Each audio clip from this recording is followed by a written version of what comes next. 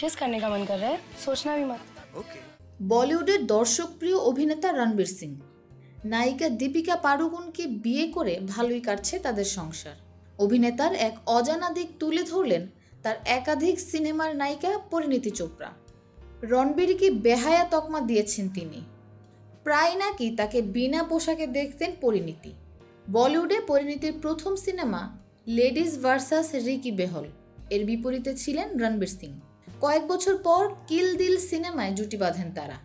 সেই সিনেমার প্রচারে রণবীরের সঙ্গে তার রসায়ন নিয়ে প্রশ্ন করা হয় পরিণীতিকে।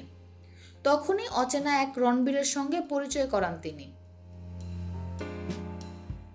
পরিণীতি জানান হ্যাপি বার্থডে গানের শুটে একসঙ্গে কাজ করার সময় বিবস্ত্র হয়ে তার সামনে এসে দাঁড়িয়েছিলেন রণবীর।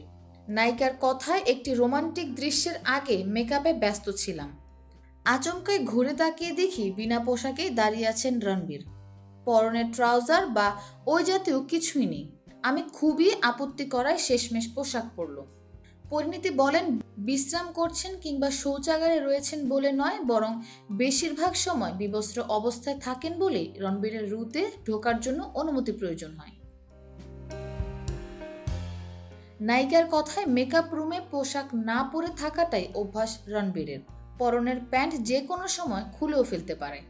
ওর কিছু মনেই হবে না, কিন্তু উল্টো দিকের মানুষটা লজ্জায় পড়ে যাবে। আজ নয়, সেই ব্যান্ড বাজা বরাত সিনেমায় সময় থেকে রণবীর এমন কাণ্ড করে।